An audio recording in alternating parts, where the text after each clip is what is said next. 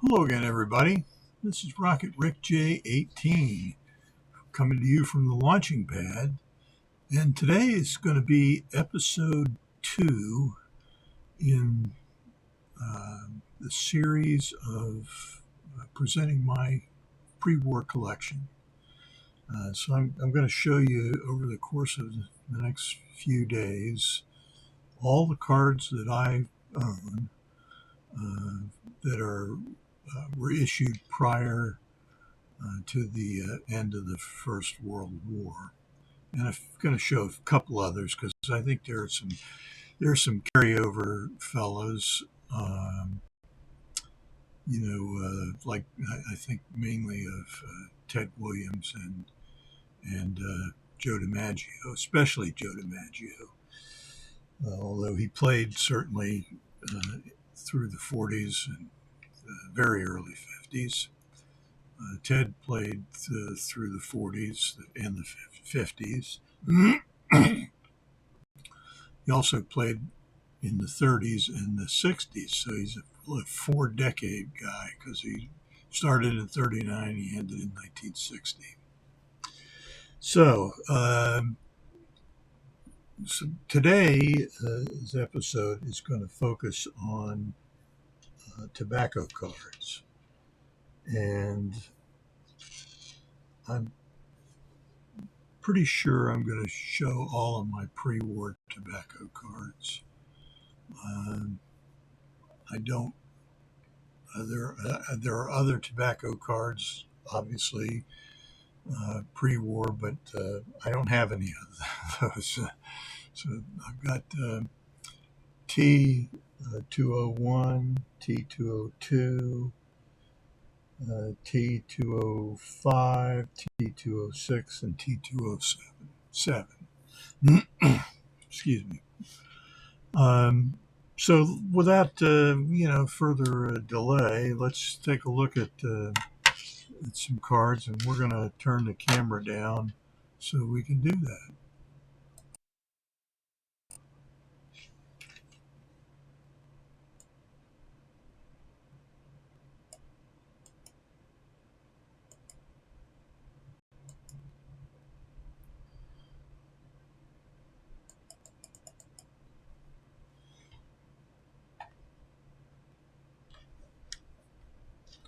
And the first card that we're going to look at is this T201 Mecca double folder. It's the only one of these that I have. And this is Joe McGinnity and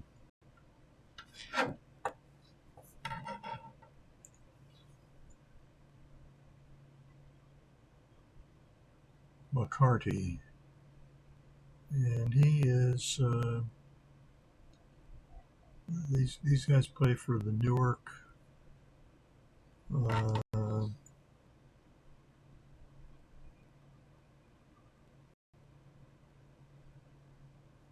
the Eastern League, minor league, Lewis McCarty. So that's my one and only Mecca double folder. And here is my one and only T202 Hassan triple folder. And this has Edward Barger and William Bergen. And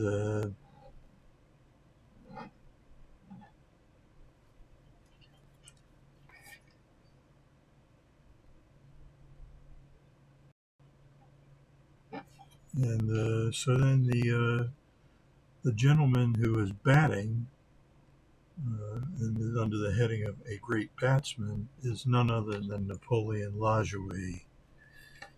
And these are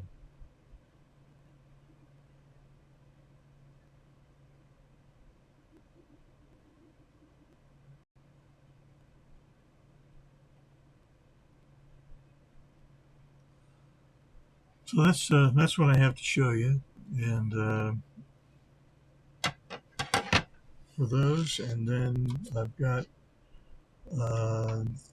Next in order are the T205s, and I've got two of those. One of them is a T205 featuring Richard Hoblitzell of the Cincinnati Redlegs. And I've mentioned this in passing before.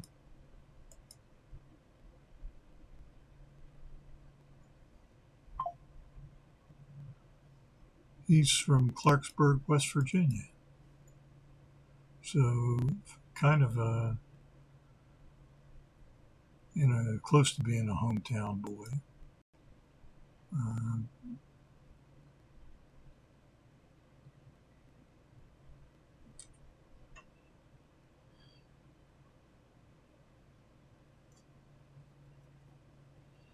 And this is in an SGC 1.5.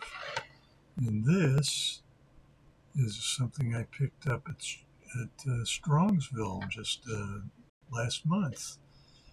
And it's obviously is the Christy Mathewson, which I think is the best looking of all of the T205 cards. I really just love that card. So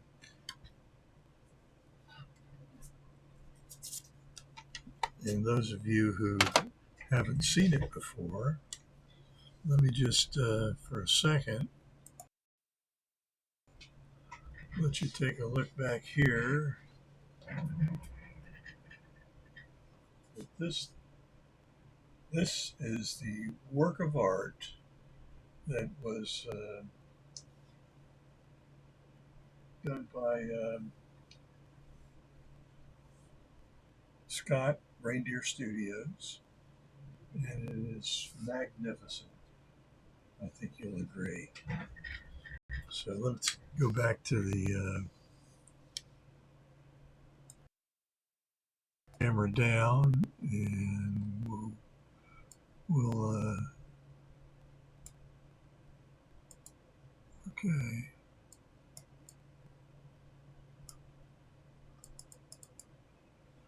And let's take a look at the remaining tobacco card that is not a T206, and that is Lewis Evans. It shows here that he is a member of the St. Louis National League team, which makes him a Cardinal. And all of the T207s have a brown background, and I think they're all Recruit Little Cigars, which this is here. And just wanted to show you some of the backs of the Mathewson and the Hoblitzell are Piedmont and Polar Bear. So there are different designs, different backs on the T206s, T205s, T207. T207s, I think, are all Recruit cigars, but that may not be true. So don't hold me to that. Since it's the only one I have, I don't really know for sure. Okay, so those are all up there. Let's take a look at two guys, two named Frank Chance. And there's a yellow portrait, which has Chicago down the front of the tunic, and the red portrait, which has Cubs across the chest. So now this T206 of Frank Chance is an authentic altered. I think it probably was trimmed. But the interesting thing about this is this is my only old mill cigarettes back. All of the rest are either Piedmont or Sweet Cap. So Frank Chance, of course, the Hall of Famer, member of the famous Tinker to Evers Chance double play combination. Frank Chance was the first baseman in that lineup.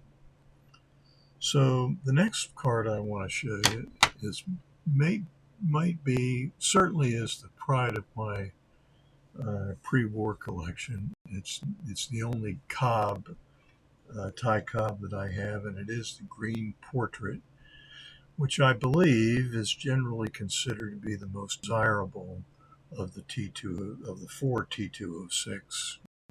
Bat on shoulder, bat off shoulder, and the red portrait in addition to this one. I think right here you're looking at the alteration. I don't think it was trimmed. This looks like it was creased and they made some attempt to repair it, maybe by soaking it or something else. Anyway, it didn't disguise the alteration sufficiently, and so it didn't get a grade from SGC. All of that is perfectly fine with me, because if you get this card and anything over a 1, it's going to be probably a 5-figure card, and I did not pay anywhere close to 5 figures. So anyway, so that's my Ty Cobb. And the next card is Hall of Famer Sam Crawford. And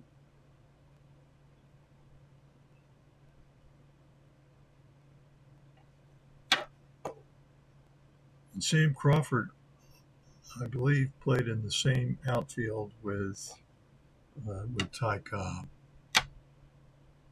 This is an old flip, 1911 sweet cap, T206, Sam Crawford with bat. And it is a sweet Caporal cigarettes back. Baseball series 350 to 460.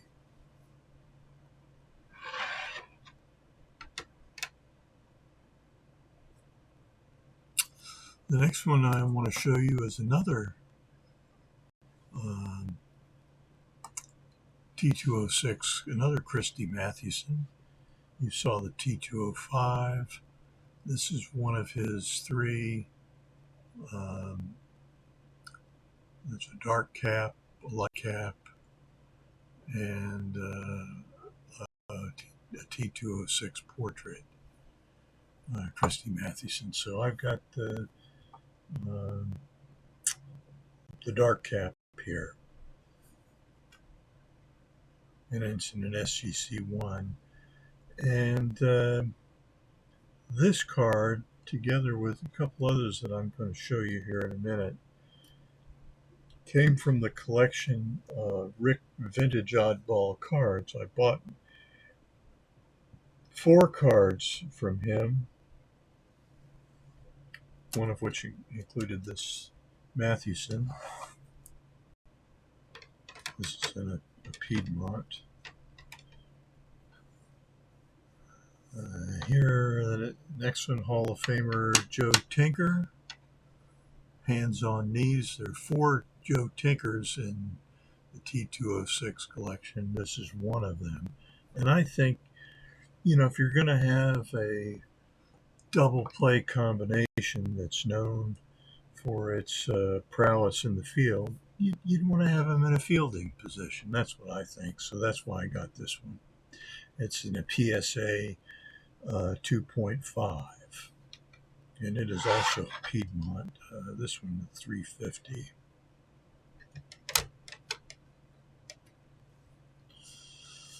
The next card that I have is not a graded card, at least not yet. This is Johnny Evers, the second baseman in the double play combo, and he's pictured in the bat on shoulder with Chicago written out down the front of this tunic. And this is in a Piedmont also.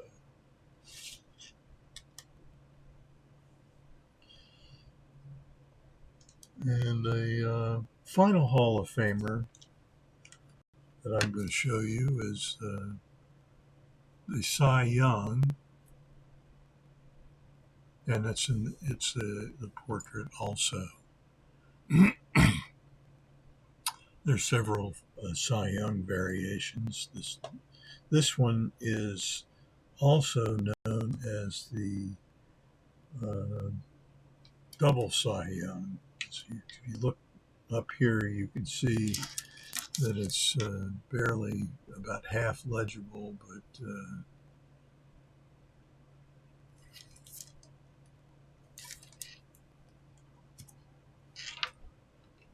so it's miscut, among other things. And I'm not sure that, I guess that doesn't prohibit it from getting a numerical grade, since they assigned it a numerical grade. It's in an SGC1. And I think, I don't think I told you, but this is the second of two cards from the Rick Vintage Oddball Cards collection. There is also one we'll see, and two of them that we'll see in something other than tobacco cards, so they're not going to be shown in this episode. So that concludes the Hall of Famers. The rest are interesting non-Hall of Famers, which I've picked up.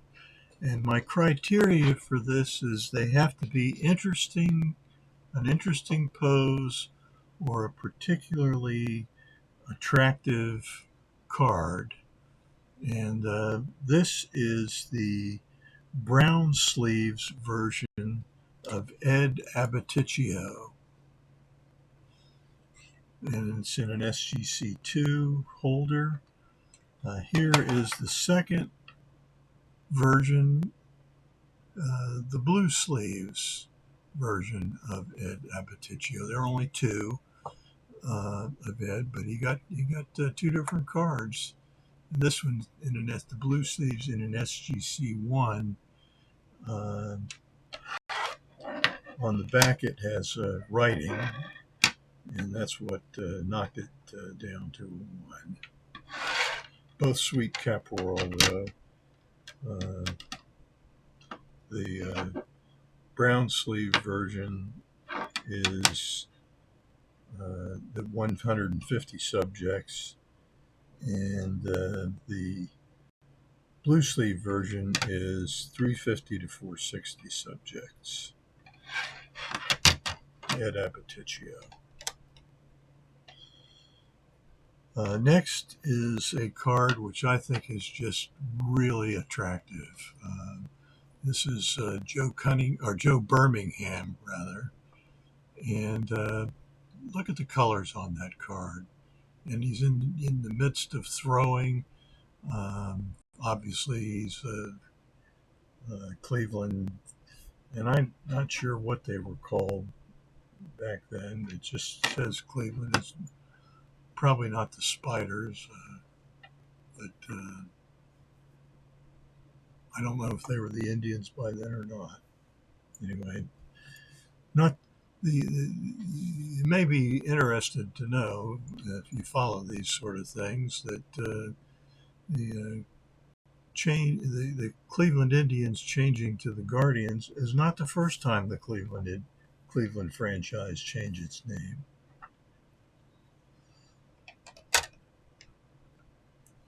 And that's in a sweet cat back. The next card is the card that I had in my collection representing all T206s.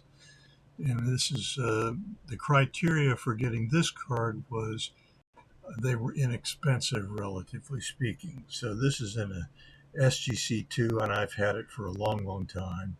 It falls under the same heading as the T207, the brown background, and the T201 and T202 double and triple folders. So I just have one of each of those. I hope to add some more, but that's what I've got so far.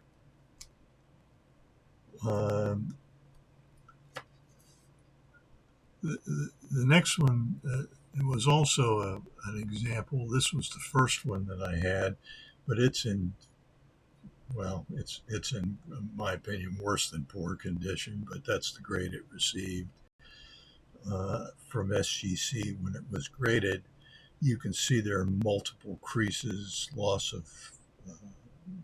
with paper loss on the front. Corners are rounded. This is art Fromme or Fromme. Usually when they're double letters, it makes the vowel a broad or short valve. And this one, I think, is probably the way this one is. This is a Piedmont back with 350 subjects. And the next one is another really, I think, very attractive card. I like the horizontal cards. Again, this is looks like he's in the midst of throwing a ball, but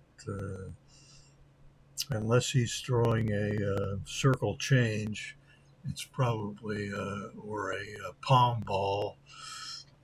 He probably doesn't have the ball in his hand. But I like the blue sky and the green grass and even a few clouds in there. It's just a pretty card. So that's and it's in the sweet cap, 150 subjects.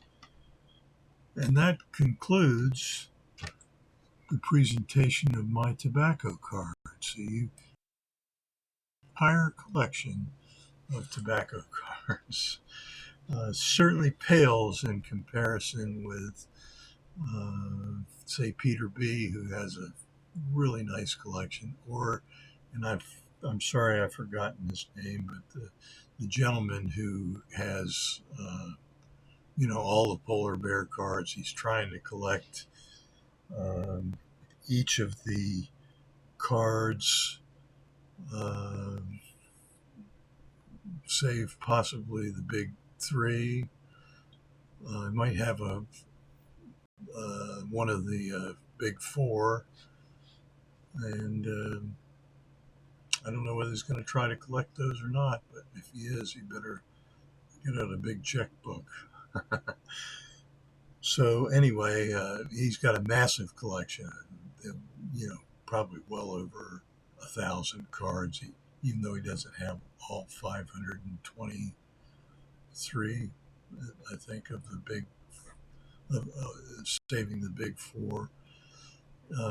But I think he does have a lot of different backs of maybe 2 and 3, possibly 4 or more different backs of the same card. So I hats off to him. I will never do that.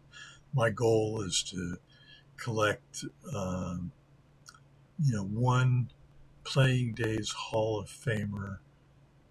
And even that's going to be expensive because I don't care what Honus Wagner you get in Playing Days, it's going to be expensive. So that's what I have to show you today. So this is Rocketrickj J signing off episode 2 and wishing you that all your collecting dreams come true.